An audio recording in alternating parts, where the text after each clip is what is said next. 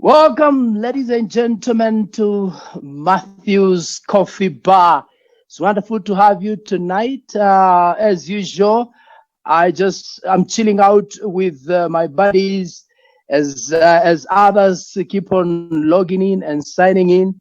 Even as you have a chat, please do remember this is the equivalent of friends going out for coffee in a Java and just chatting and just having a discussion, having koinonia, having fellowship. So it's wonderful to have you on board.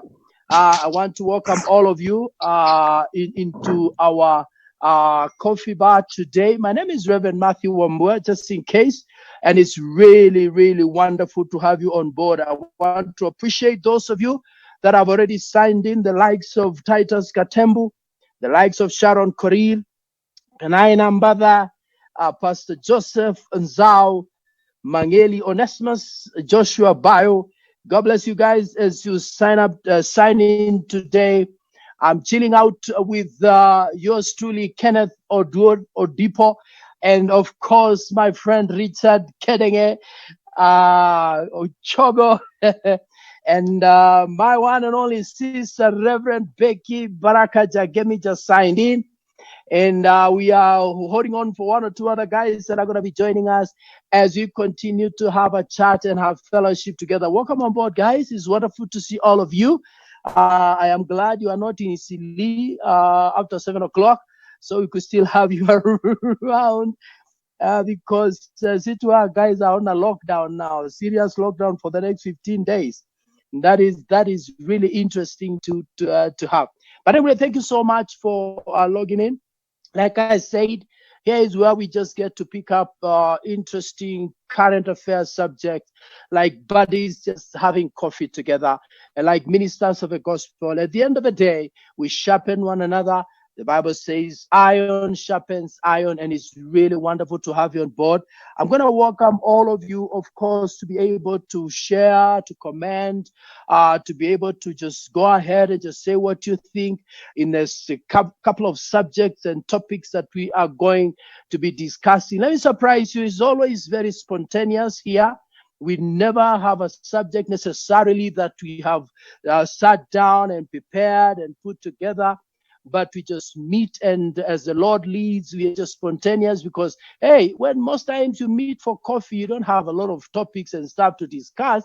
It's just chilling out and having fellowship and having koinonia. But it's been wonderful, of course, to meet every Wednesday and Fridays with these friends of mine, and as many as the Lord will allow us to. I call even those that are international in the US, in the UK, even in other South African countries, where we get to, of course, have them on board just to get an angle from their direction as we move on. Well, welcome again, Ken. Welcome, Richard. Welcome, Becky. We will be receiving Kokonyo not too long from now, I hope.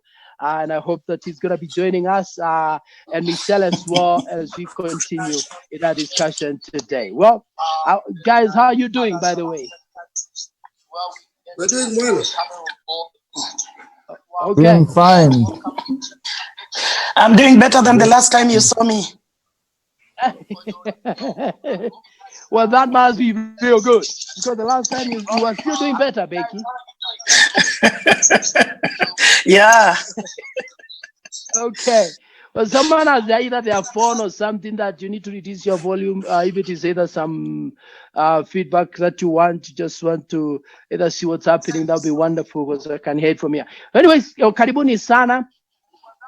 Richie, I appreciate, of course, yesterday we had a discussion with you, and of course, Ken as well, talking about what happened in Kariobangi, and especially with the people that were literally removed because they were quote unquote illegal squatters in a government property. And I saw you very, very concerned about that, of course, and we had a discussion around that.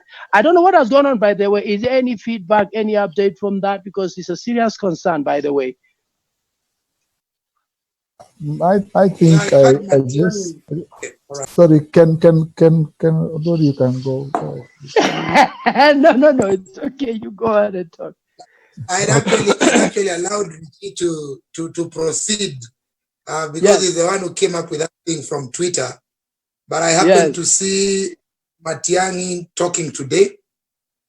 Number one, he said very clearly that that land was to extend the sewerage system around that area, and that apparently the land grabbers are the ones who sort of, sold the land to the guys that are in that place. But then again, he said they had given a notice for 6 months for those guys to be able to vacate. That was before the COVID.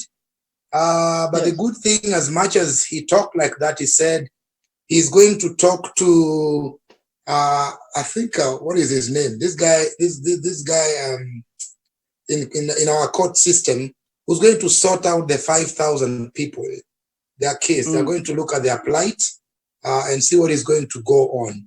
I'm sure even Mathew was surprised to hear that something like that had happened. 5,000 people to be displaced, during this particular time should not happen. I think the government should really look into their plight. Thank you. Yeah, in a civilized society, I mean, yes, Richie. Yeah, and Mathew can speak like a normal government official who has to take the spin the story, and we can allow him to do that because he's part of a government. He gets his salary from the same government that yeah. But our cry as Kenyans was not the legality or illegality of that possession of that land. That was not our cry. That was not our cry. Was the inhumane way these people have been handled. Yeah. I mean, especially in a season like this. A government that has waited for 6 months. What's the rush? What's the hurry? Yeah. You can't wait another 3 months for that sewer. I mean, is sewer flowing in the streets of all over Nairobi? Of Kariobangi. I know it's flowing in some parts of Nairobi, but is it flooded? Do we have a flood sewer that we can't wait for another 6 months? Is it somebody who, why is somebody in a hurry to do this?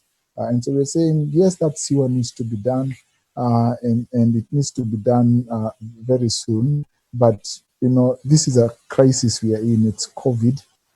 Let's, give these people some time. And then, it's poor planning on their side. I mean, how can something like that happen when he's in charge? He's the minister in charge of Interior. The buck stops with him. If it was UK, he would have resigned. If it was US, he would have resigned. How can such a thing happen? How can 5,000 families be displaced by a government, under his ministry, Ministry of Interior? And so it doesn't make sense. And yes, we can read the script, but we still feel the humane thing. And for once, I thought, Sonko in his rantings, did a bit of something today. Of course, it's handouts, but he seemed to be in touch with the side of things. But that's Sonko for you, right? Yeah, Sonko also is an opportunistic kind of leadership. Grabs opportunities like that. That he was also, as a governor, was well aware of what was going on, but still wants to come around and take advantage. And it's a bigger problem because it's a problem where the rich are taking advantage of the poor, and it's world over. It's rich organizations wanting to run over the poor people, and it's crazy. That's why I feel very animated about. I'm not saying it the way I felt it, but I feel very animated about that. Yeah. Yes, I absolutely hear you. Karibu sana Becky. Let's get to hear what. Yes, Ken. Let's just hear Becky introduce herself, and then of course we hear your comment. Okay, this is yours truly, Becky. And I don't think I'll have a lot to say on that. My concern is always in one way that our government knows, for example, that this property belongs to the government. But they always take long to wait until people have settled on it, because for 5 people to settle on a property, it did not take just 1 month. So they wait for a long, long time for it to happen. And then after it has happened, they wait until everyone is settled. And then after everyone is settled, then they come and they want to evict every person. My concern is always that can we have a government that will be concerned about the properties in this nation and do what is supposed to be done in good time, so that they don't get people into problems at such a time as this. If that land belongs to the government and they knew it was set apart for what it was set apart for, they would have known, because even when people began to put squatters there, they knew they would have done it that time. So they wait until everything is done. And then at one time, we just see people being removed, and they are not being removed in a good way. That is not one of the best things that should happen in a nation or in a country like this.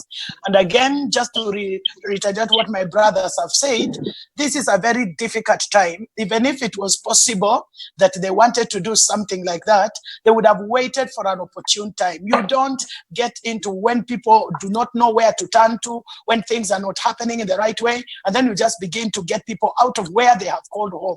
It was not, they did not do it in the right timing. And that is as far as the government is concerned. And maybe just for my fellow Kenyans, I would say that every time maybe you get a notice for something, it will be important to begin to think twice, because we have a government that once it has given you a notice, it does not look back. They will always do what they have decided to do. So my fellow Kenyans, I would just say it is good to be keen on some of the things that happen, because the people will deal with you mercilessly. They don't deal with you in a good way. They deal with you mercilessly. So my prayer, my desire would be that in every situation, let's be able to do the right thing. Let the government do the right thing. Let the citizens do the right thing. We will not get into the things that we are getting into, especially at a time like this. It is not the best that happened. I hear you. I hear you. Go ahead, Ken. You are saying something. Yeah, I just wanted to echo the words of my learned friends. I think Michelle should switch off his phone together with Kokonyo. We are hearing them fighting with sufurias and sahanis. I can actually hear. Yeah, Michelle should them. All right. Yeah, what I wanted to say is as simple as this, Reverend Mathew. It is very wrong for such a time as this for us to be able to have a reactive government rather than a proactive government. That this is the time they're trying to talk to us and enlighten the Kenyans that that land belongs to the government. I believe there is a lands board, or there is a ministry that deals with lands that actually should be, be put to book, because by the time that land was being allocated by the scrupulous dealers who are giving that land in different places, I believe it happened in the eyes of the Lands Commission, in the eyes of the Ministry of Lands. And for me, instead of Matiang'i reacting, what he should have done, he should have first of all gone to the Ministry of Lands and find out and ask the people right there, who allocated this property to these people for such a long time?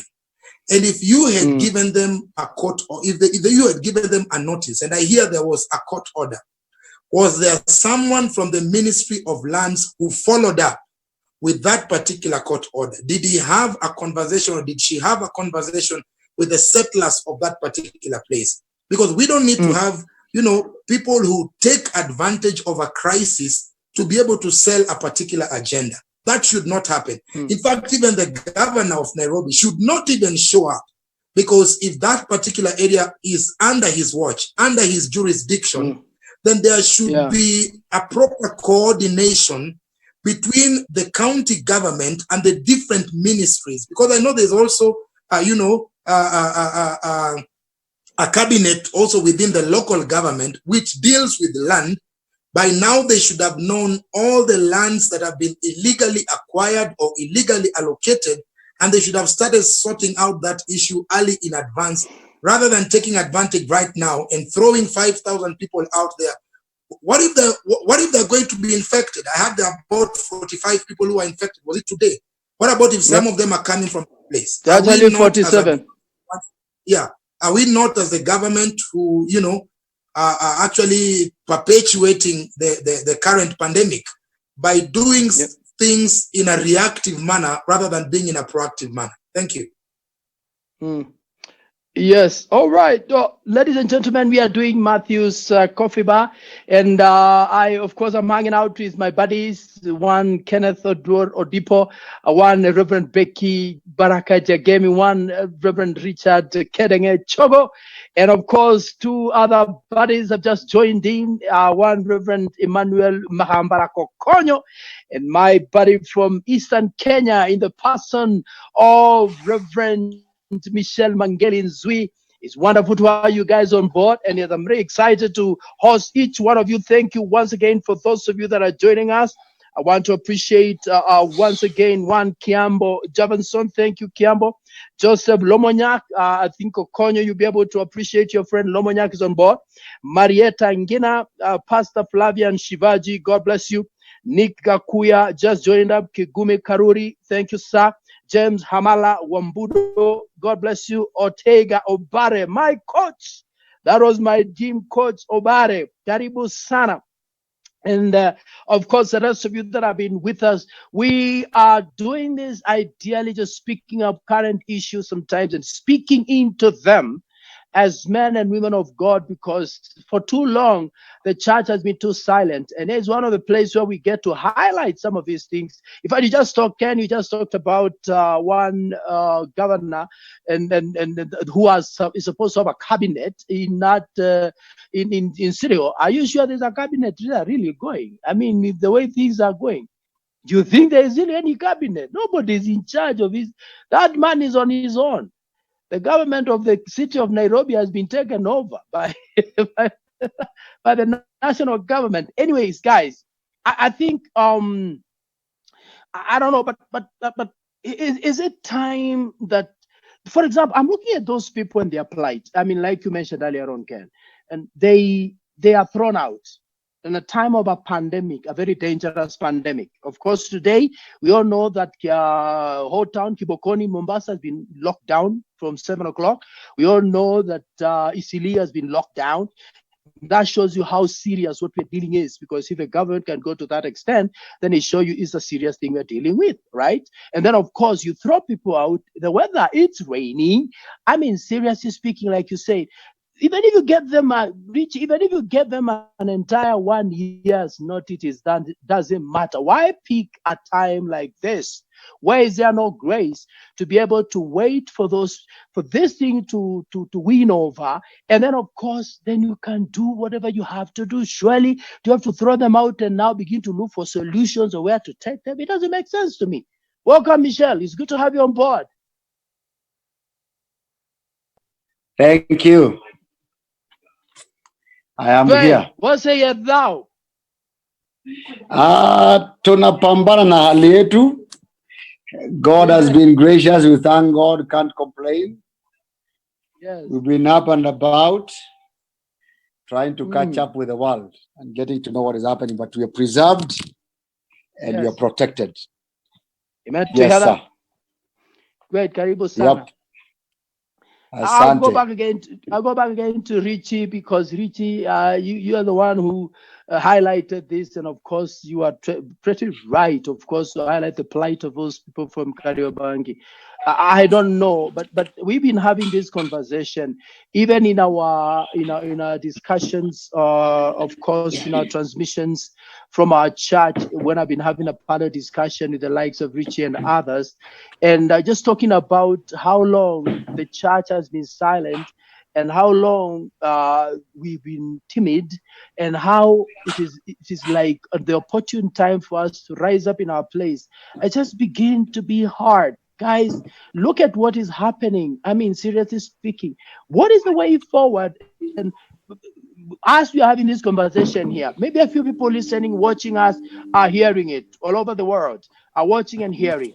But then, is that the farthest that the church can go? Just keeping quiet, just speaking in social media, and that's it. Is there a way that we can be able to make our voice heard where these evils in society are being literally unleashed upon people and begin to be the light and the salt as it were of this nation? I mean, am I being too aggressive in saying that, or in suggesting that? I don't know, Richie, what you think? I think the first place to start is the place of being the prophetic voice that proclaims. And I'm saying prophetic, meaning more of forth-telling, because the prophetic aspect in scripture is both foretelling and forth-telling, and the majority of prophetic utterances in the scripture are forth-telling, where the prophets would take on the kings and the authorities and challenge them, especially on issues of social justice, because majority of the moments when prophets would take on kings, it was around social justice. And if you read Isaiah 1:17, if you read Micah 6:8 and other verses talking about justice, so the church has to find a place where it can be restored to become a voice for social justice. But also the church can be involved in, and it has been involved in some measure, but it has to be a concerted effort.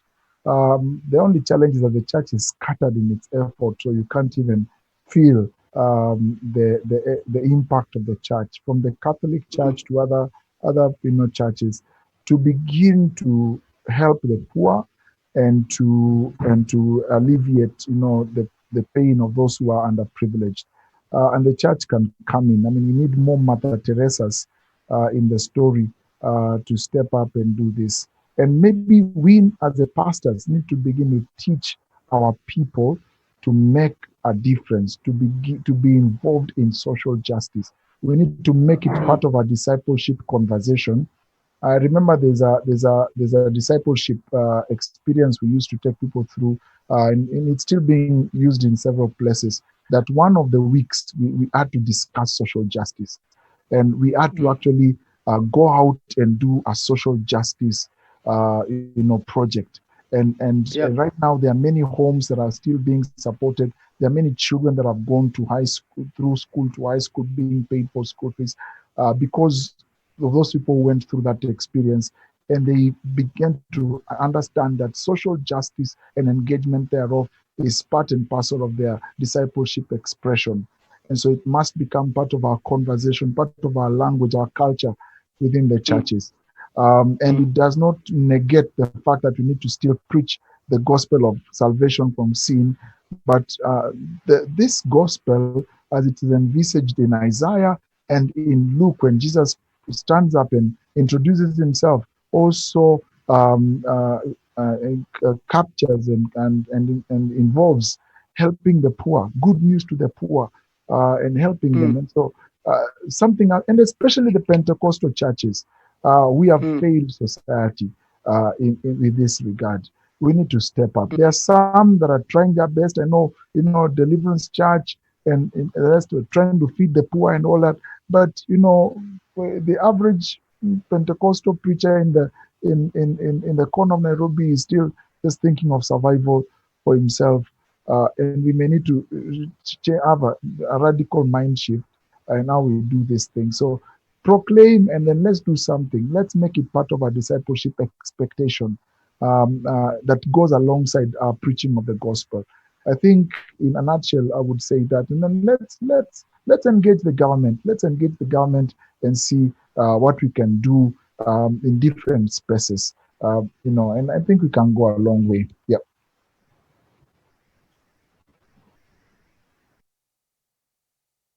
All right. Sorry, Rich, my internet was giving me some challenge there, and your picture was being blurred. So I hope you guys can hear me. Are we good? Did the other guys hear me? I'm trying to switch my internet. We had you clear, Yes, Richie. We had you clear. Richie. Okay, great. Yeah, I'm about to switch my internet even as you were talking, Richie, so I'm sorry. But if everybody had them, that's great. Let's welcome Emmanuel Mahambala Kokonyo. How are you, man of God? Come in with peace. You had gone for the njugu. Alete Amani. Unmute him. Hey, he doesn't know how to unmute himself. This one, hey, Cox. Actually, Reverend, what I've realized, yes. you know, the other time I talked about gadgets, so I've realized Kokonyo acquired an iPhone. No wonder he has a challenge. And then again, I've also realized Reverend Michelle is also using an AirPod. Just wondering. I have my AirPods here, but I still not use it. But I've realized, all right. Go ahead, Kokonyo. Okay. Kokonyo, karibu sana. Ken is on your case. And then as Kokonyo comes on. Yes, go ahead, Becky. No, as Kokonyo comes on, I just wanted to say that there is a question on the wall, so we need to look at it a little bit. So, Emmanuel, come in. Tell us where you've been, and come in with peace. He's actually very, very immobile. Go on, Becky. Answer the question. No, I'm not answering the question. Me, I just wanted to say something. I wanted to say something small about what Pastor Richard said. Yes. And especially about the church. I'm just thinking that in this nation, what we are suffering most is because of the church not being together, whereby it looks like it is survival for the fittest. So everyone wants to do what is good for themselves, and we do not really think about others. As a church, maybe we are in that place where we say God for us all, but man for himself, which is not the best thing that the church would be doing.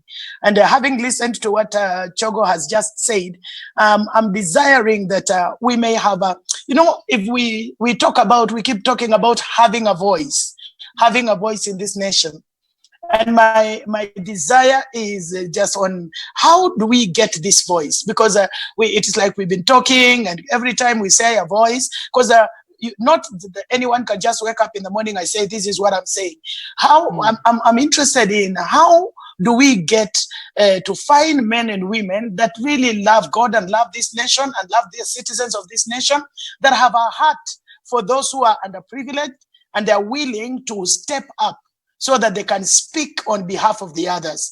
That if there would be a way where we can have a voice that will speak for the sake of others, it will be a great blessing. So my desire would be, we need now to begin finding out, how do we get this voice that will speak on behalf of the others? Because we realize, we know, we can see the evils that are going on, we can see the injustices, but it seems like no one wants to rise up and get to speak about them so that we can have a way of getting solutions for them. So as a church, we need to find out, how do we rise up? How do we get this voice? Who speaks on our behalf?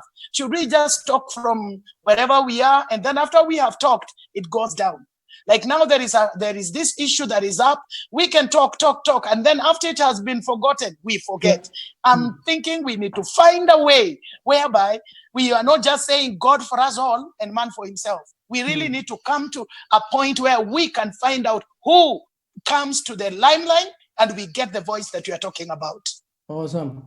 Well, Becky, thank you very much for that contribution. And I mean, we've been having this conversation, surely. I mean, talk about unity, talk about oneness, and so on and so forth.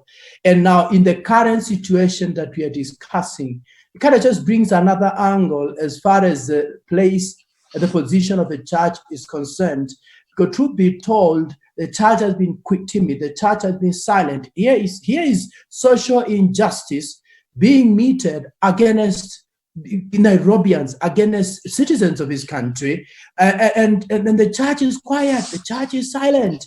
Is there a particular, and especially Pentecostal charismatics, we are known to be very, very heavenly bound, sometimes of no earthly use. And I'm sorry to you to be so crude, because sometimes you're so spiritual, we are so up there, and yet things down here are not good. And yet we've been called upon to be able to minister to the total man, to be able to minister to, to a complete person in terms of issues to do with their spirituality, but also issues to do with their day-to-day living. Here are people that have been kicked out of their homes, and the only people probably are going to hear talk are the activists who will begin to shout injustice, and yet we are supposed to be the model of the society, and we are nowhere to be able to raise a voice. I think it's about time that we began to rise up in our place and we began to address these issues aggressively so that we can play our role as the body of Christ. Michelle, I'm glad you're back, and you're coming on when mtu anaitwa Kokonyo, you guys need to work on your either internet or something. So I don't know, Michelle, I'd like to hear what your take is in this discussion.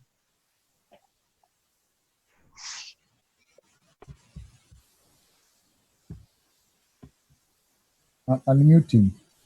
Great job. I think Richard Shogo and company have done a great job. Yeah. Actually, I would say I didn't delve a lot into what happened. I think I just saw it when Richard Shogo posted something online. I think today or yesterday. And I didn't get a lot of info, but I got to know it's about Kariobangi. But this is what I would say. I actually want to agree with so many of us who have said, one, we are in disunity. And anytime you are in disunity, you suffer disadvantage. Because numbers always make sense. And you need to realize at times we're dealing with leaders who are actually politicians. And to them, numbers matter. So long as the numbers are not there, or the numbers are scattered, they know they can never fill it. I think it begins in a place where we come, all of us together, and we have a platform, like Reverend Becky said, where we can voice our concern. And I think what you asked, Rev, is where do we begin? I think we've already begun. It's a good place to begin. The issue is we should not stop here. And I will paint a picture because at times I will blame ourselves, either because of lack of knowledge or because of timidity. We feel like we cannot speak against the government of the day, or we cannot correct the ills that are being perpetuated on the citizens, because you may end up probably being in the bad books. And we feel at times we are bound to support in every aspect the government of the day. I don't think that's our place, because through scripture you will discover we had the John the Baptist who went out and said, hey, Herod, what you're doing is wrong. How do you treat the wife of your brother Philip? He pointed out. But of course, we must also understand it comes with a price. His head was put on a silver on a tray. It was served for dinner. So if you're one who chickens out, you may find it very uncomfortable to voice out against. I believe we're supposed to support the government, but we're also allowed to critique it because we are the prophetic voice. So that anytime they move out of line, we can correct them and they will respect where we stand. We're not there. Right now, I'll tell you, there's no opposition. That's the plain truth. So unless there's a voice of reason that is able to correct these people, tell, hey guys, all of you, whether you handshake or handshake, whatever it is, we need to put into line. What you're doing is not right.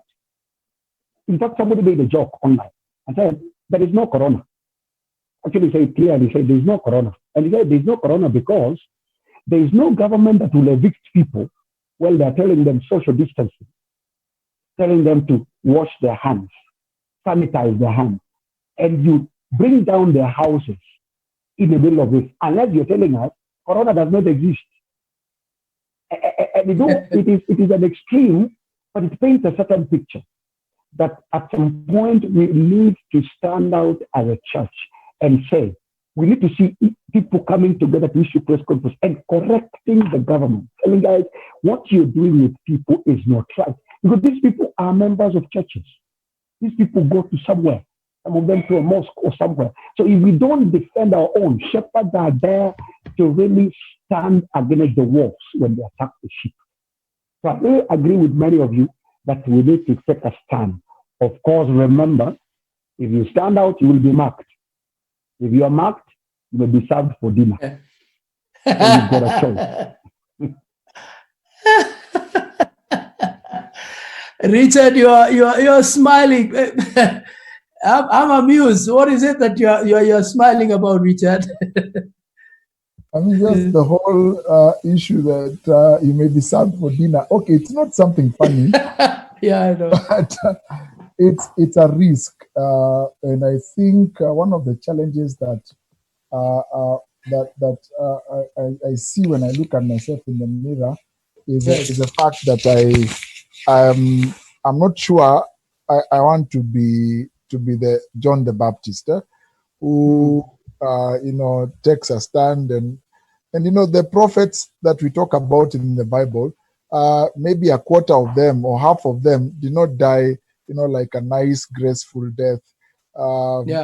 They some of them were like it said, is it Isaiah who was cut into two, and what Jeremiah went through, it's unbearable, I'm telling you, and other things, and I don't know if me, the 21st century prophet, is willing to go through that. Maybe I need some time to really reflect. And so probably in my laughing, I was laughing first at myself and just thinking, oh goodness, this is much more. I'm just thinking, I'm out there putting things on Facebook. What if they come for me? What if they come for me? And God have mercy on us, because we need to really think about how to pay this price. And I think the fear to pay this price is domiciled in a sense of selfishness. And unless we get over that sense of selfishness, unless we begin to think more in terms of kingdom and thinking, I've laid my life down for the kingdom and not for my kingdom, then we cannot go to the place where, these other amazing, even the missionaries who brought the gospel to Africa, they laid their life down. In fact, it is said they traveled with their coffins. Some of them came to Africa with their coffins, so that in case they die, they just buried and all that. I mean, that kind of mentality is what will bring a shift. But by the way, I needed to mention that there's somebody who's made a comment called Reverend Oscar. There's one who's asked a question, but there's this Reverend Oscar Misi has made a comment about us taking food to Kariobangi. The church is coming together and taking food to Kariobangi. I think he is itching to be on this show next time. You need to make sure you include him. I mean, I would want to hear his comments. He's really itching, I guess. That's why he's... Text him. I'm sending him a link right now.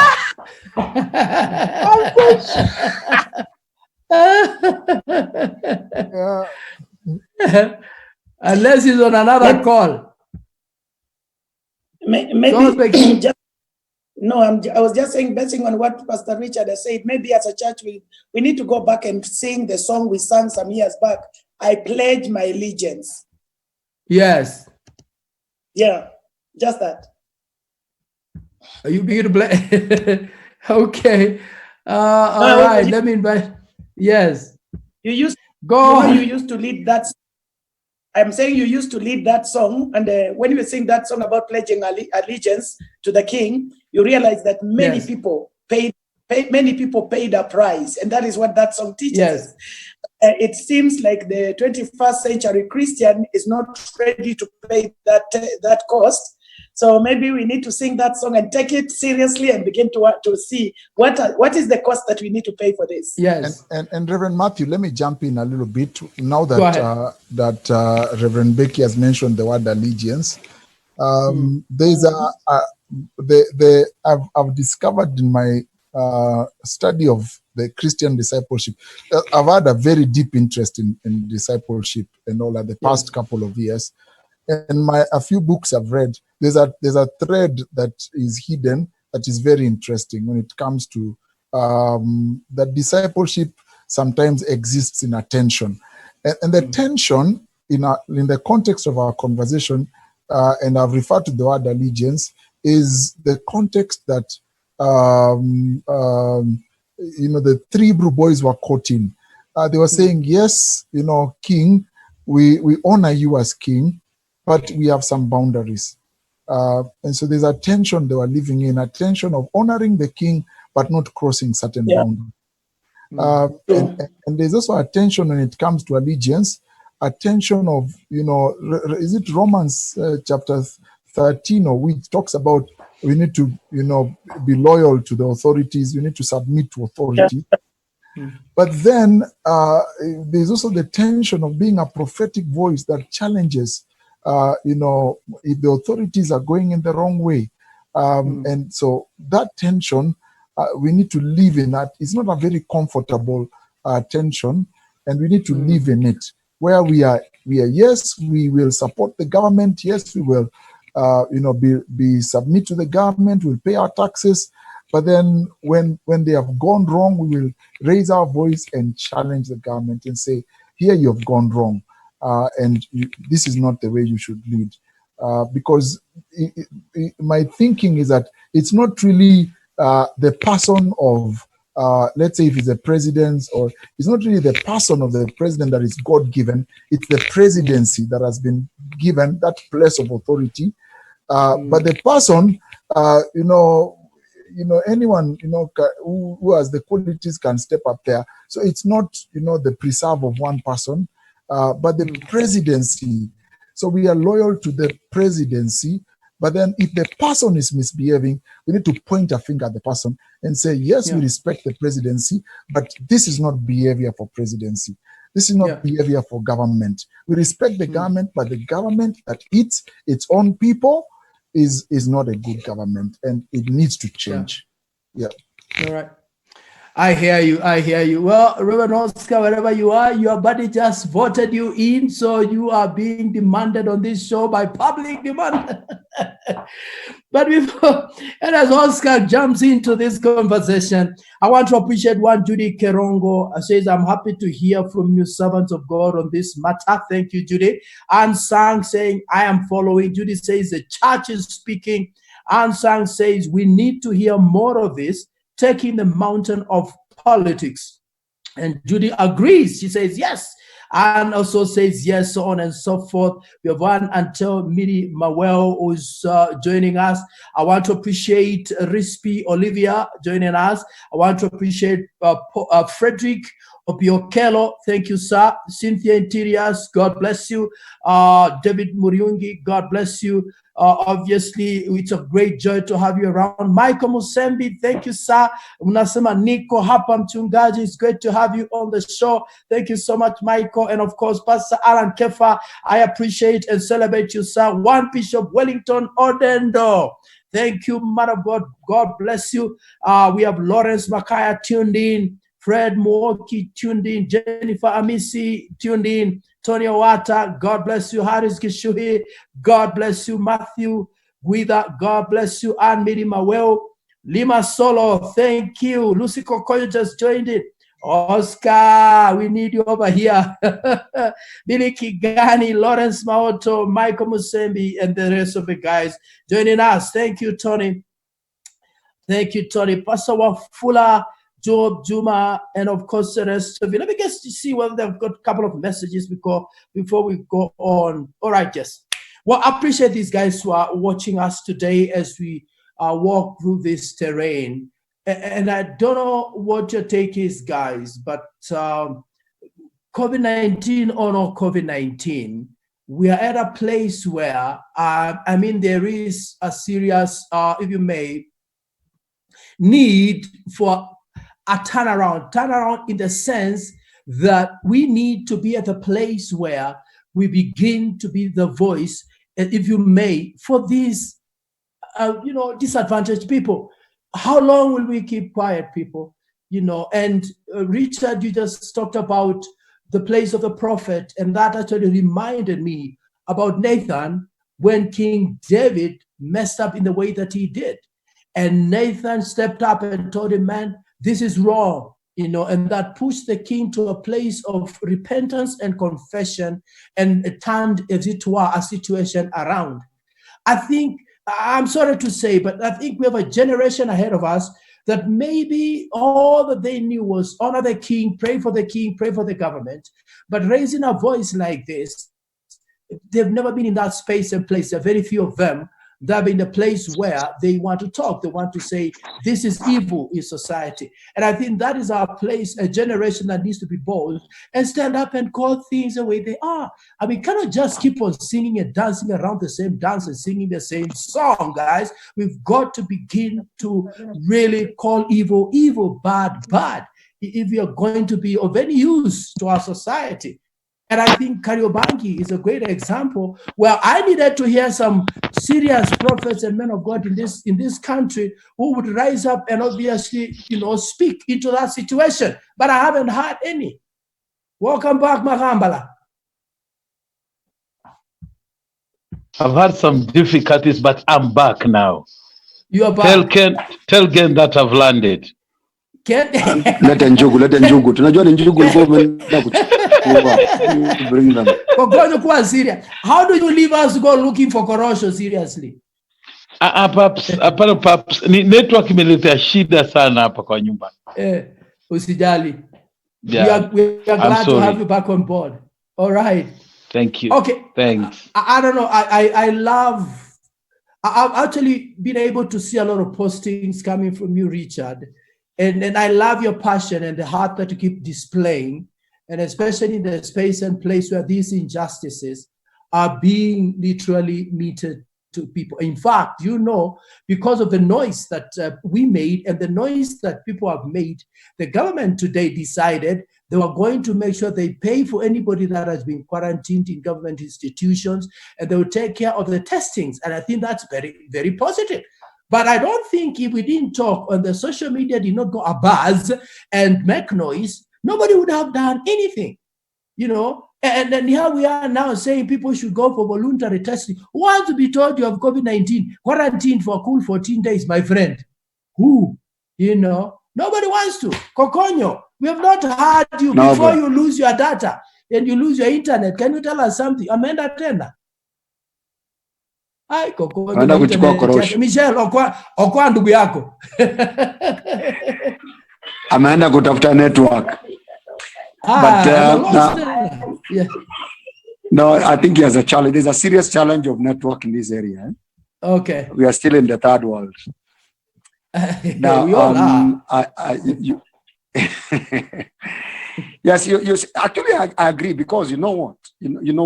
We have simple platforms. Probably, I think they just need to be energized. One is this one that we're doing here. Don't just think that nobody is listening. People are hearing. And Kenyans have been known to be very vicious, actually, on the net. Ask any other nationality, they will tell you.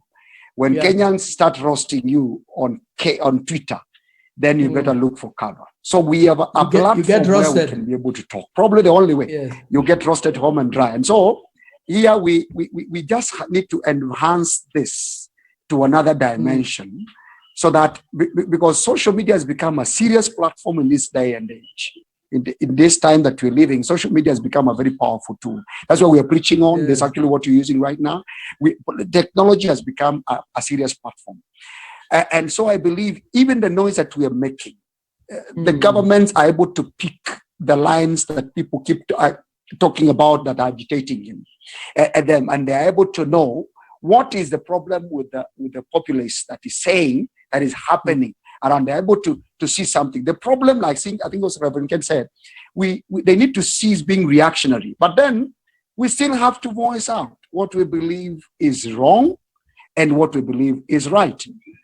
And I really agree with Chogo when he says, throughout the Bible, you will see prophets always landing themselves in trouble. Of course, he's having a struggle whether he wants to go the direction of the Jeremiahs or the Isaiahs. And the John the Baptist, who's his head? But as you discuss and you put your head to thinking hard whether you know to go there, I want to know, you don't even have to cite. You're actually there. because you're in a calling where you've got to be.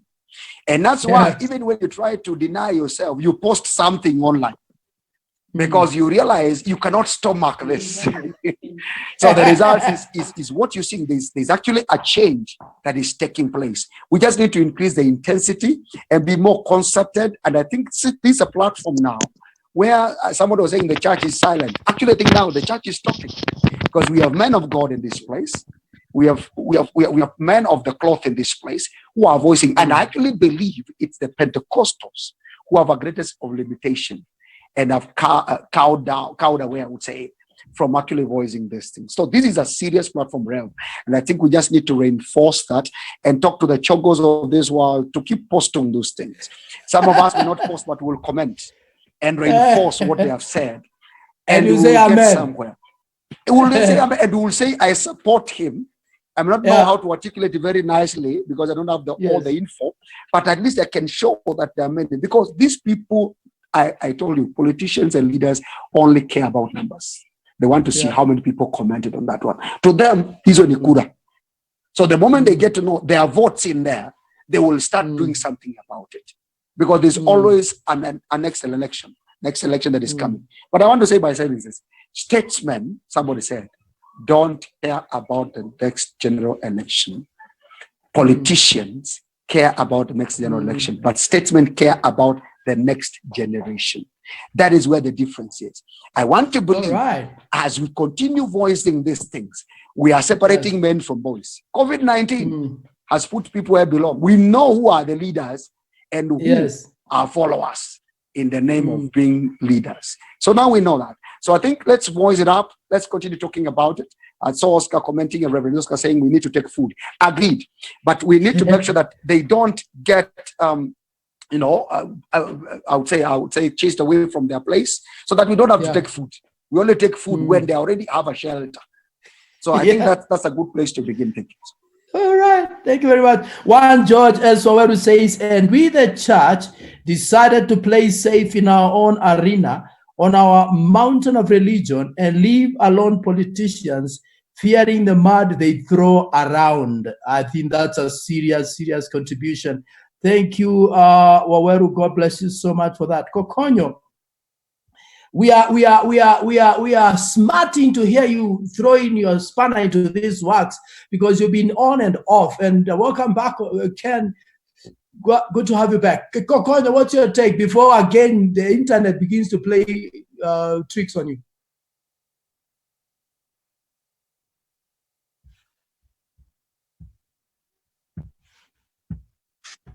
Not getting the flow. So when I'm ready to pick something, then I'm out of, the connection goes off. So let me listen for some times to connect, please. The man is back. The man is back. It is now internet that is in problems. It is not you. Yes, Becky. He just went to eat Mugani, then he has carried Njugu, and then he's saying he was he went to eat. We know that. I think those Becky, are the challenges of God. I'm not saying anything.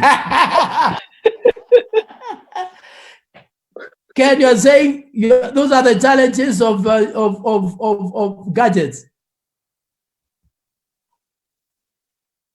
He disappeared. Really allow you to come for practice because I've realized you've changed it. Now I know you have several, but we thank God. Thank you. He comes very close from where you come from, Reverend Ken. Yeah. All right. Well, again, I want to say thank you very much to the likes of Lois Kemboya joining us. Again, Judy says better shelter.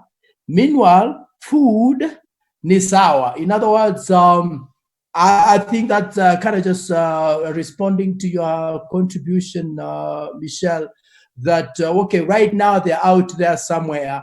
I actually don't even know where are they, by the way? Where are these 5,000 families? Because we want to take food, we would like to take food, but where are they? Where are they spending their nights? Is this the same place? again, probably for the purpose of asking, actually, I want to ask another question. Yes. Are people allowed to take food? You know why I'm asking this, because the other day we had a serious stampede in Kibera because there was a serious mess. And you see, social distancing is a language now. So when you take food, how do you do it? Because the government, I think, banned giving you food. So even if you want to take food, how do you do it? What is it? What is the mechanism to do it? Actually, to be able to give any form of support, you have to go through the secretariat that was set up by the government. I think it's COVID-19 something that gives you permission, and they have to make sure that there are certain measures that you observe as you give the food, so that now they can allow you and even give you a letter to go ahead. There's a certain questionnaire that they send you to answer questions, and then they allow you the permission to go ahead and give whatever it is that you're giving. Having put clear measures in place on how you're going to give that food so that you avoid the Kibera situation or avoid a place where there's no social distance. I think that's a great observation right there. Yes, we want to take food, but which is the approach that can be used or needs to be used in that exercise? Ken? Yes, sir. You have released the Qataris. I've released the Qataris. They were doing 21 days of praying and fasting. By the grace of God, they allowed me to be speaking for 15 minutes. I've now realized that as an evangelist, you can preach for 15 minutes and lives are changed. Unlike the likes of Akina Kokonyo and Michelle, who preach for 2 hours, you know, for our life to be changed. But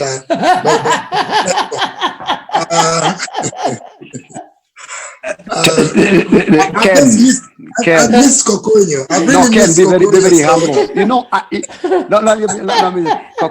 Reverend Ken, you know, I used to think I have a problem preaching 2 hours until I discovered we are in the league of TDJs. Just look at the preaching time.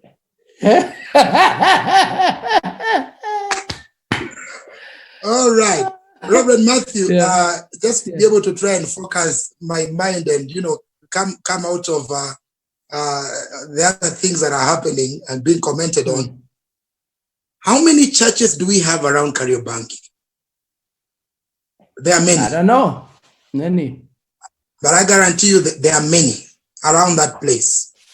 If those churches were to have been seen like they are really caring, then those churches should have actually now come together and try and even find out what they can be able to do. Because some of those churches have got schools, and they can actually be able to talk to the government and just tell the government, by the way, I'd like to take 10 families to stay in our school.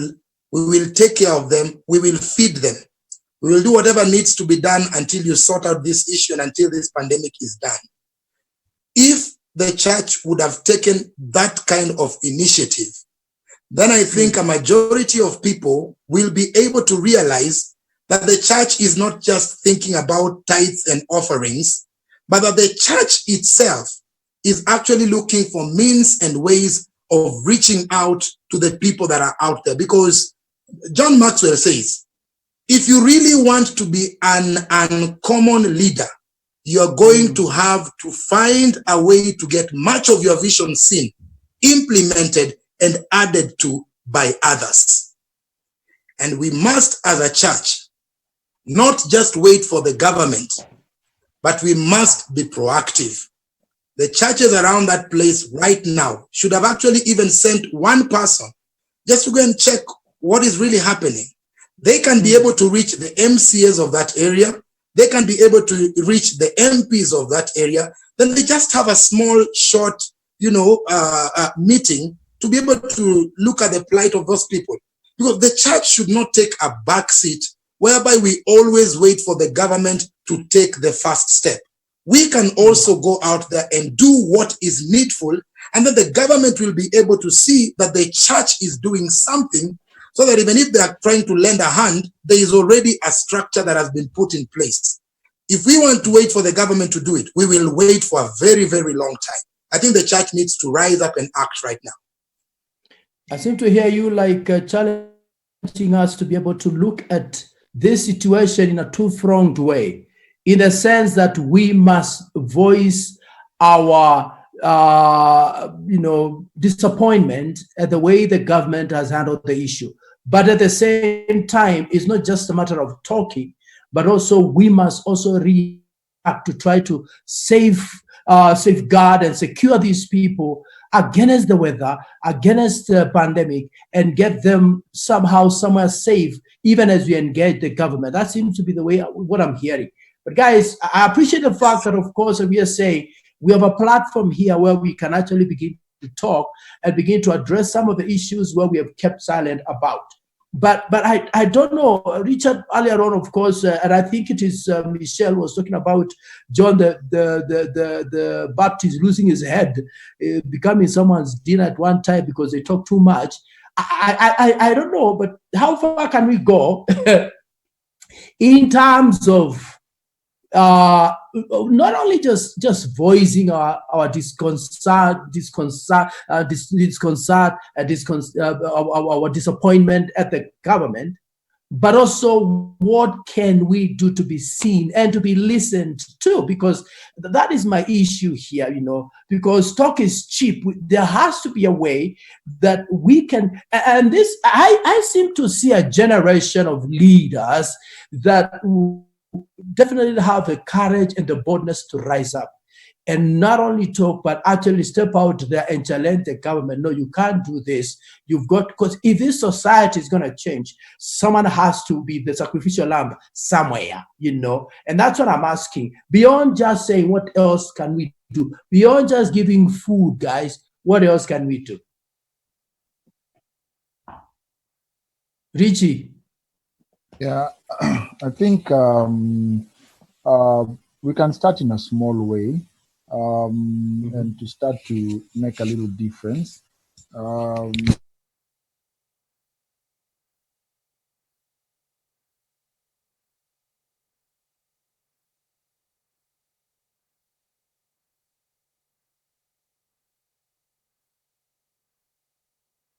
Clear. I also can hear you loud and clear. Okay, I think maybe the iPods that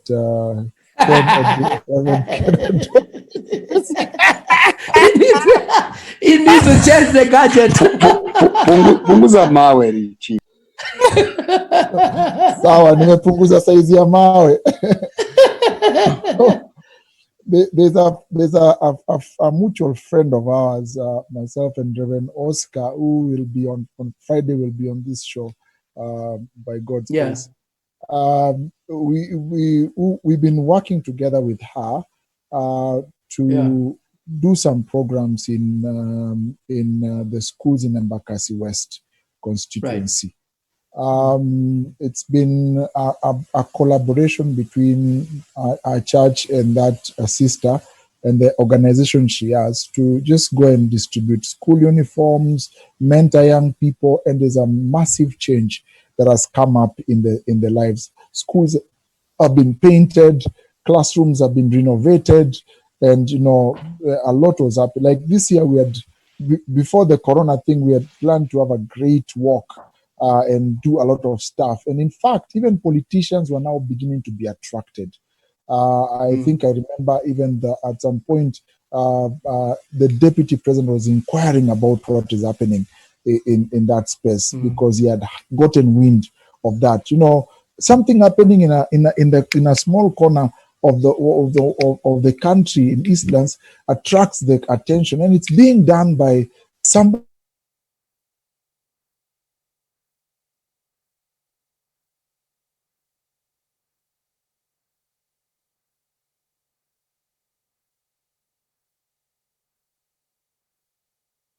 Resources into that, it goes a long way. Also, out of another, some friends of mine, part of a certain church, that have been taking over schools, not taking over really, taking up the rehabilitation of schools. They are calling it adapt to school, and they were painting schools, primary schools, public primary schools, in Athi River, in Nairobi, in different corners. And you know, at some point, even the corporations were involved, interested. And at some point, they told me they raised about 3 million from corporations just to repaint schools. And you know, if we start in a small way, but then if we begin having conversations as church leaders, and break the whole thing of self-centeredness, then we can begin to make a difference in these spaces. We have the resources, we have the masses that can be able to do this. So the church leaders have to sit down and begin to have a conversation. Again, another thing that maybe I should say, so that others can also have a chance to speak, is we can begin to empower our people and train them to become transformation agents. Empower them and train them to become transformation agents. Let them say their stories. I mean, last year we had some amazing stories on one of our major conferences in church, where people were given a chance to say what they are doing in society, and people came along to support them. And so the churches, we as the church, we have to make it part of our conversation and empower these people, train them to go out there and make a difference, equip them to make a difference. I think that will go a long way. And yeah, just my 2 cents. Sorry, Reverend Mathew, I said my 2 cents. I think Reverend Mathew is switched to iPods, so you were not able to hear what I said. I know you have always finished with your 2 cents. That one we know. Okay, over to you, Reverend Mathew. I think I've said what I mean, there's hope. I mean, anyone I think we've all heard of the butterfly effect, that you can start doing something and it can spread. And so I think we need to encourage, and we need to create an environment where we encourage these people. We have like several Sundays where we give them a chance to say what they're doing. Like the example I've given of the sister who's doing some work in Bakassi West constituency. Yep. Pastor Richard, I think we don't make a lot of noise as a church out there, because people are doing stuff, in different places. But they don't make a lot of noise like others. You will see an MP going to supply sanitary pads, and the media is all over because they are supplying, I think, about 200. But where is the media when we are painting schools? That friend you're talking about also happens to be my friend. And this time around for that walk, I'd actually even talked to Safaricom, and they were coming in. They were bringing about 60 people just to come and walk and give some money also towards that particular venture. But the problem is we don't make noise. As a church, if we are doing projects, and it's not that we are getting glory to ourselves, but the moment we begin to do such projects, let us put them on Facebook, let us put them on Twitter. If we've got a TV, let us put it on TV. If someone can be able to sponsor even for 10 minutes on what we are doing, even if it's in the prime news, let's just go ahead and do it so that the world can also be able to know that the church is doing a lot rather than just preaching. We are also involved in CSR issues. I think we just need to make noise. Thank you.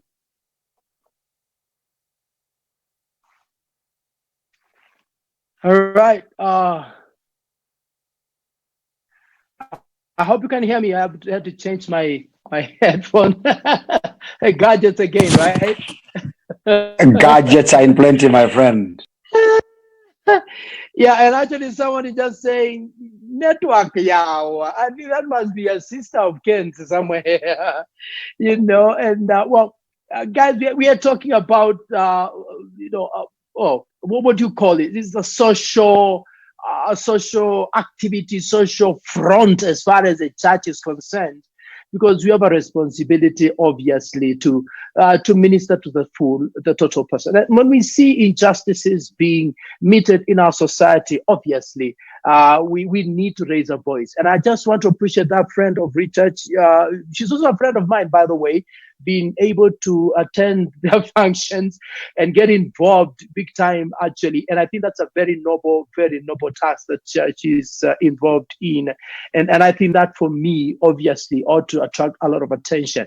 Moving forward, guys, I think what we need to really be seen to do is to truly be a voice, is to truly talk for those who cannot talk for themselves, is to truly be able to address this society, this evil society. This idea of just preaching and preaching and preaching and preaching and preaching, which is great. That's our calling primarily. But then we must also be able to step out there and begin to do, so that people can begin to understand that the gospel of loving people is not just telling them I love you, but it has everything to also do with showing them that you love them. Well, Kokonyo, you've been too quiet. I want to hear from you before I can switch this subject to something else as we wrap it up for the night. Kokonyo, are you still there? You're looking like a king on a throne, by the way. Exactly my words. Yes, Paps. Yes, Paps. I have to be comfortable right now to be able to handle all the bullets from Ken Odori and Chogo. Becky Baraka. And Becky Baraka, yes. Paps, yes. In your absence when you are off, Chogo brought out, very clear picture that the church needs to be in the forefront of doing things. And then Ken came up with something which I want to concur with both of them. The thing is this, the church has been doing a lot underground, only that we don't probably get publicity, or we don't do publicity of what we do, especially social activities to the community. Like now in our church, even when the government announced that it has identified here in Nairobi the needy families, we wondered if it has identified some needy families in our church. And perhaps when we went around looking for the needy families at this particular time, 2 times we have fed more than 100 families in our church. As we talk now, it's nowhere in the magazine or newspaper or in the television. We are just doing quietly as a church. The church is doing a lot, only that we don't do publicity as politicians. But again, perhaps there's something you just raised here. Sometimes the church has moved out there to fight let me use this word, to fight for the rights of the people. And it is the same people who have echoed their voice and said, let the church remain in the pulpit and not go out there, because sometimes when we go out, we collide with the politician. And therefore, the people we are fighting for have mistaken us and say, let the church go back to the altar and leave the politics alone. Remember when we went out during when the constitution was being, changed, and even the citizens of this country pointed fingers on bishops and say, hey, let the bishop remain in the church, let them preach and stop. I don't know, perhaps how should we strike the balance? Because we are trying to fight for people who don't know that we are fighting for them. They throw stones to us. Yes, Paps. Richie, Kokojo is throwing another spanner into this works, Richie. What is your take on that? I think well, it's a valid concern, but the important thing is we need to look at what our faithfulness to what God requires of us, because the nature of our assignment is such that one day we can be being cheered like Jesus, the other day we can be jeered like Jesus, and so that's the nature of our call, and so we should not be distracted by the jeers. I was very involved in that thing of constitutional review. Made my voice very clear on all sorts of platforms. In fact, I used to pastor a church somewhere in Eastlands at that point, and I preached several sermons about that constitutional review. People, they should vote no. I mean, I was very unashamed. I mean, some people even left the church because they felt I was siding with a certain part of the political divide.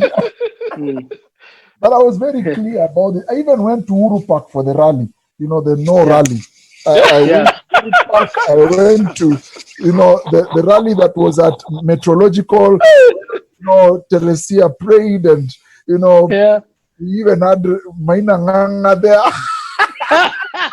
Looking like a general. I went for those things, my friend. Oh, Lord. Yeah. But, and yes, it's a misconception that there has to be a divide between, you know, the clergy, and they should not be involved in quote unquote secular space. But, you know, spirituality encompasses every aspect of life. And so we need, it's one thing that encompasses everything, spirituality. It encompasses every aspect of life. And so we have a right to speak in that space. So if we are cheered, it's okay. If we are jeered, we will still press. It's all right. Happen to Jesus, it will happen to us. So, yeah. All right. I think this is a conversation that we need to continue to have. You know, and Richie just provoked an invite for two very, very amazing fellas that I'm hopefully going to bring on board on Friday, you know, and get to hear what they're taking. And a bishop friend of ours that I want to bring on board. Friday is going to be hot in here. Well, having said that, guys, I think we need to have this conversation a little bit further, all right? And I would probably want to pick it up again from Friday. But before we go, this little thing nagging in my heart, I want to throw this in here, probably just warm it up, and then we can pick it up at some other time. Guys, are we seeing the last days as far as God's prophetic calendar is concerned? I mean, hear me on this. We have the likes of Bill Gates. We have the likes of Anthony Fauci. And Richie are the one who keeps on posting stuff that provokes me in these areas. And the sort of conspiracy theories that are being thrown left, right, and center. Guys, now it's like we are and it's almost official that the likes of Bill Gates and others want to insist that we must get a vaccine, and probably for you to prove that you've gotten a vaccine, then there'll be a way that to mark you to be able to show that you've gotten that vaccine. If you understand where I'm coming from. Now, you are men of God. There are members of your churches that are watching you. We want to know, where are we in God's prophetic calendar? Are we in the last days? Should we prepare for the rapture like it's happening tomorrow? Or should we be waiting for another sign to be able to push us to the place of saying, okay, I think now, I mean, Christ can show up. Are you looking for your Bible? You know, I would want to know. I really want to know, where are we? Yes, the scriptures here. Oh, you have scripture. Now you're woken up.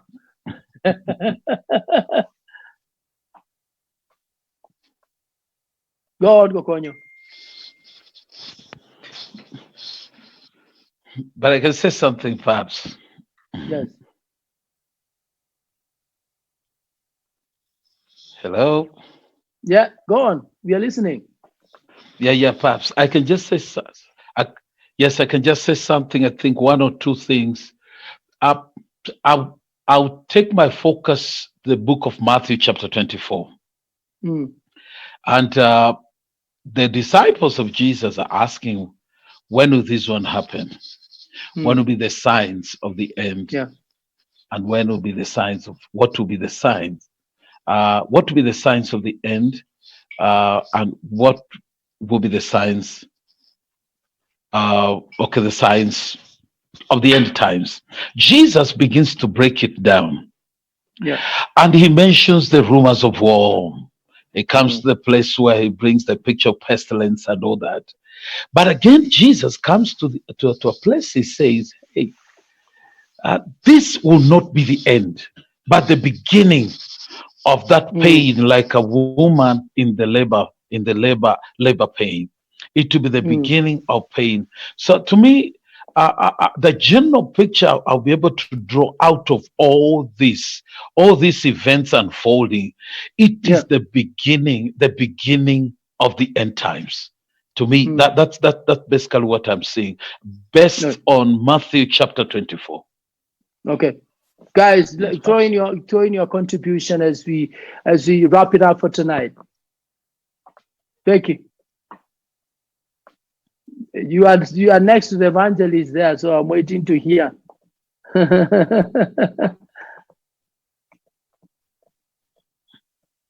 Okay, I think who is that who's laughing? Your friend. You know, to be the only lady on this panel, I know some people, especially Emmanuel. I know. Tena watu wa Mungu, nimesumbuliwa na network tena, mnanilima. Hiyo si kusumbuliwa, hiyo ni kuamua. Tuambie tu ulienda kula ugali, tutakubali. Okay. Nimekubali. I wasn't going to say much.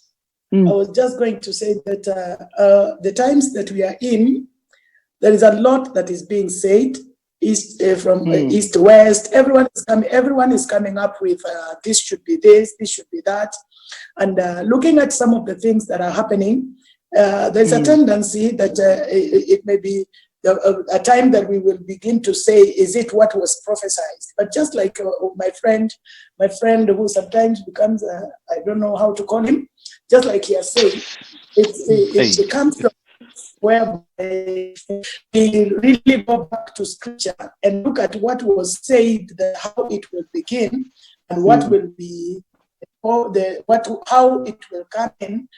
We may say that we are headed there, but we do not really have to, because if you look at what I don't know how to put this, but if you look at how things are coming up, they are coming up in a manner that they're bringing a lot of fear, whereby people are not sure exactly what they need to do. But as a Christian, this is what I would say. As a Christian, we know one thing, that Jesus is coming soon. That is why we say Maranatha. And this Jesus coming soon, you remember that the people that say they've waited, and people begin to think it is not this soon, but soon is soon, depending on when it is soon. Let me say those things. But one thing I want to say, it is the responsibility of every Christian to live in readiness of the coming of the Lord Jesus Christ. That is one of the things that we need to be living in. And for that matter, I'm saying that a true Christian, we do not have to begin to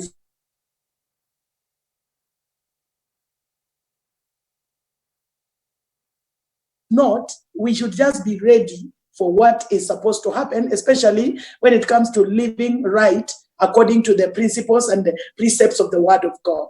Because Jesus himself said, no one knows the hour, no one knows when. So if he said those things, no one knows, we cannot begin to say it is today, it is now, it is. We just need to live in readiness of it, that it's gonna happen. But our concentration should not really be on when, because no one knows. Even Jesus himself said, no one knows. So if we live in concentration, then we begin to do things that will make us miss the point of the coming of Jesus Christ. So if this be the last days, that would be my word, and let's be ready for it. And looking at wanting to know exactly, it may not really be our portion, because the exact time, the exact date, the exact moment, all those are in the hands of God. But each and every Christian, I would say, let them live in readiness, that if this be the last days, you are ready to go to where you've been planning to go to. That would be my take. Awesome. Pastor Michel, you have leaned back like a teacher of eschatology about to explode. Oh, actually, if you would know, I'm very scared about what you just asked. And that's why I'm leaning back, and I'll tell you why I'm so scared. Yes. Because the man hosting this interview was my principal in Bible school. The one who just spoke shortly, the lady, was the registrar. and one Richard Chogo was the one who taught me eschatology. So I'm wondering but hard as it may be, yes. I believe they should be proud. At least they made sense, and I can give my 3 cents. I think I've improved from the 2 cents from Richard Chogo. But the bottom line is this. Yes. I actually agree with what Richard Chogo, Reverend Kokonyo has said, and what Reverend Becky have said. I was told in class there is the eschatomaniacs, and there are people who suffer from eschatophobia. And both extremes are very dangerous. When you become a person who is always attached to the last things, then everything else in the world does not make sense except waiting for Jesus. And that's why I think where you said we become utterly useless just because we're heaven bound. But again, not talking and fearing what happens about the last things, again, is another extreme. Jesus himself said, do not be troubled. Do not be troubled. Because he knew this will trouble people. There are so many theories right now. People saying this, but just going back into the math, because again, what you asked is what you were talking to Reverend Konya a couple of days ago. And we said, we agreed that Matthew 24 is what actually lands it. And Jesus says, this is not the end. It is the beginning of the end. And he uses the analogy of a woman with birth pangs. When a woman feels the first birth pangs, she knows the child is not coming out. But she knows she has now entered the last phase of bringing a child. Jesus uses that analogy for a reason. The way birth pangs come, one, they come abruptly, but they keep progressing. So that is the kind of thing we need to understand. When you hear that there is coronavirus, you hear there is Nairobi. When you hear there is ice falling in Narok, and you know all this manner of things, earthquakes and mudslides, it tells you it is the beginning of the birth pangs. Now, how do we respond to that? We respond by always getting ready. The people who are very scared are the people who have always been waiting to know the signs so that they can put their life right. Because they've been living carelessly. But for the people who are already believing like Jesus is coming the next minute, don't have a problem with it. They just know anytime he wants to come, me, I'm ready. I'm at the stage where he needs to come pick me up. So I don't have a problem whether he comes in the evening or he comes in the morning. So long as I know I am standing at the stage where he said he'll pick me, I have no problem with that. The people who are at home are the ones who are asking, when is he coming? Because I've not gotten to the stage. So my take would be, let's get ready. Let's get ready about this. And let's not be troubled. That's what Jesus said. Let's not be troubled, not to become over anxious and at times confused and disoriented. Let's live life like Jesus is not coming. And let's get like he's coming the next minute. Awesome. Awesome. Ken. Yes, sir. I am hearing students of the Bible who are indeed mentally astute as they are trying to extrapolate from different texts, and I'm happy to I'm happy to be a contributor. Yes, Kokonyo. Kokonyo, you had your time. Let's see again. Tuokoe. Naokoa sasa hivi.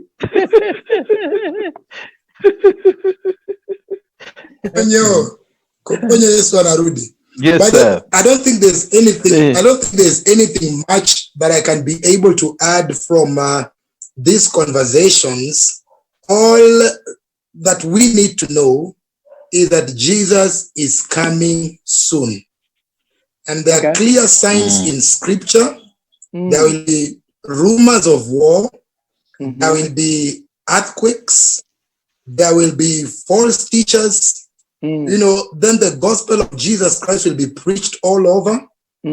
Right now, we can actually see those signs happening all over in Kenya. And again, I think there are statistics that right now, the content of the church is actually much more on social media than even the pornographic sites. And people were asking themselves, could it be that these are some of those signs? But as my learned friend, Reverend Michel, humbly said, because, he was afraid to make a mistake in front of his teachers, everybody needs to be ready. Yes. That we know that within the twinkling of an eye, people will be raptured. Jesus will have come for, for his people. The scripture talks of 2 men will be walking on the field. One will be taken, one will be left. 2 people will be lying in bed. One will be taken, one will be left. 5 of us will be on a Zoom meeting. I don't know who will be taken, who will be left. Yeah. But all we need to know is that everybody needs to be ready.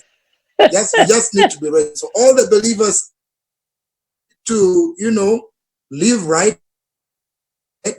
try as much as you can to be in right standing with God, so that when he comes, because the scriptures, he will come as a thief in the night for those who are not ready.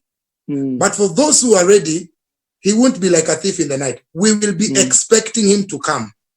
So we must try our level to be ready wherever we are. So even right now as we speak, if there is anyone watching us and you are not born again, this is the moment to give your life to Jesus Christ. Amen. You can text us on that number. We can pray for you. You can tell us you want to receive Jesus. There is enough power bestowed in this man of God, and they are all ready and willing to lead you into a prayer of repentance. Thank you, and God bless you. All right. Amen. The last one to give us your parting shot, and I'm going to put you on the spot here, Richard, because the truth is, it's okay. Get ready, man. I think that's the bottom line. Primarily, that's what we need to preach.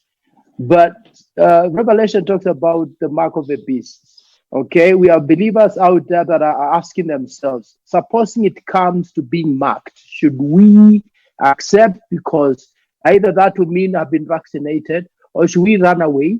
Should we say no? I think that's a conversation. It's in scripture. I think that's something that in a minute or so we can throw some light and help people, even as we wrap up tonight's program, because I can see my time is gone.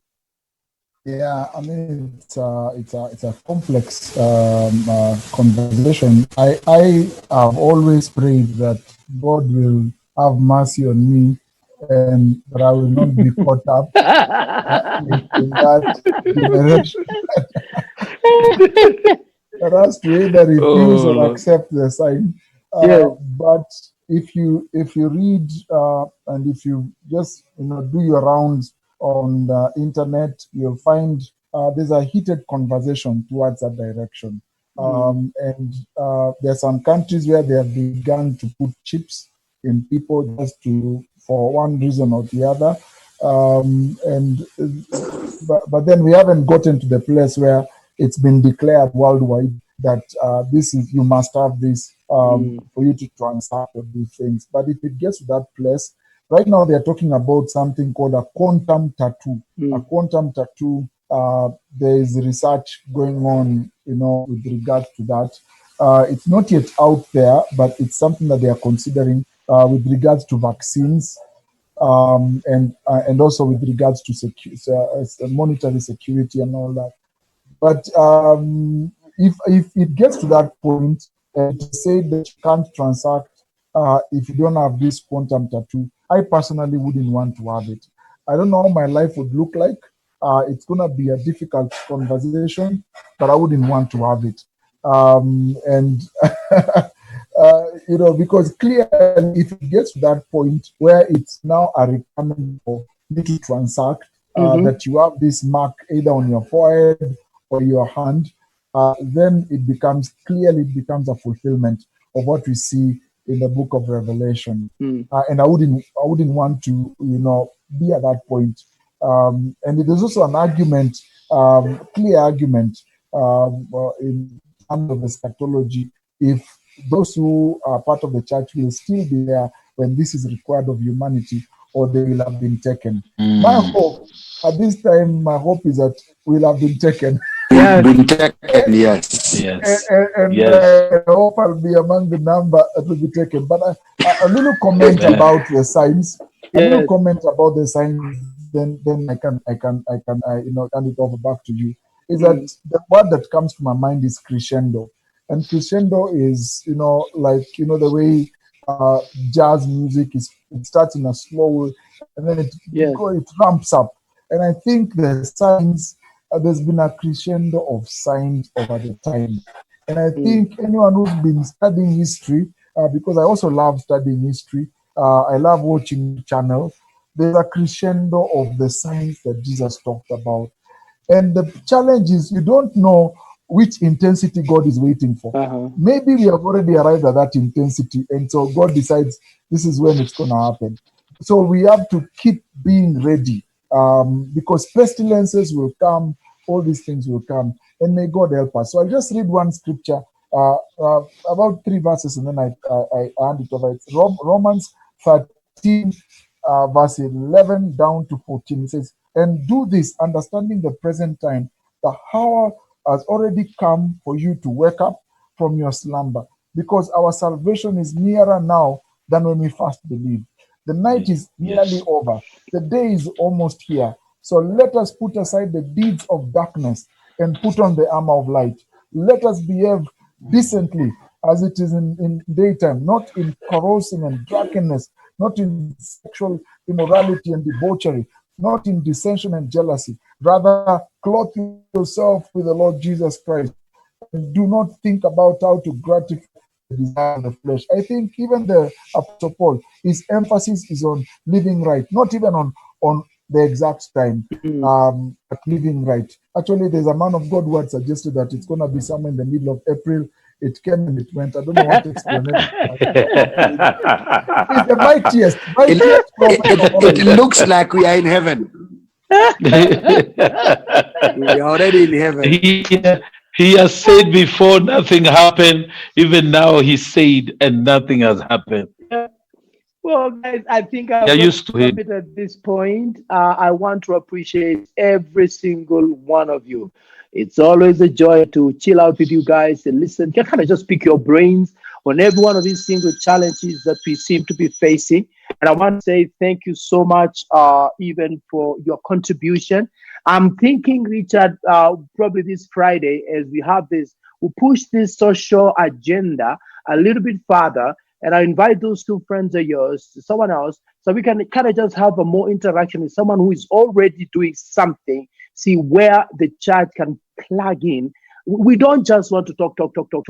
We want to really be involved out there. We want to make a difference so that we can begin to be a voice. Let me tell you, the minute you have the masses listening to you, you have the masses watching, you have the masses building their confidence in your ability and capacity. Let me tell you, one, I think we'll redeem the name of the church. Because to be told, the name of the church has been tainted in this nation through many, of course, all kinds of excuses and some of the things that we found ourselves doing. But moving forward, that ought to change, of course. And not only that, will also begin to be influential as far as these people are concerned. And you see, when you have those masses respecting you, then you can also be a voice to the government, and the government will also listen. And we need to have the government listening to us. We cannot watch things going wrong. And let me tell you, we cannot just keep on praying and going back again, waiting to vote in leaders that we know are corrupt, leaders that we know cannot lead us anywhere. But since nobody else is available, especially from the church, to be involved in leadership, then we end up just having the same crop of leaders that are leading us nowhere. And I hope that we can have this conversation on Friday. Can I just try to pick the brains of one another, get to understand where they are at, and see whether we cannot provoke ourselves to move from this step a little bit farther, even in this agenda that we began to have today. Otherwise, I want to say thank you so much to all of you guys. Hope you'll be in on Friday. I won't warn you, I'll just send you a link, guys, some minutes to 8 o'clock, because I expect you to be there. And we're going to just be talking about this a little bit. There's going to be a good bunch of us here having this conversation, because I think it's something important that we need to talk about if we're going to really see change in our nation. Otherwise, I want to say thank you. Thank you for all the viewers that have been chilling out with us. I want to say we are so sorry. The internet has been playing havoc, not only on my panelists and on my buddies that we've been hanging out with, but even on me here, left, right, and center. I want to believe that it's going to be better next Friday. Otherwise, I want to say thank you so much, guys. Good Lord bless you so much. And we get to see you, course, on Friday. Otherwise, have yourselves a great night. Enjoy your dinner. Kokonyo, now round 2. God bless you. My friend, good night, good night, good night. Good night, guys.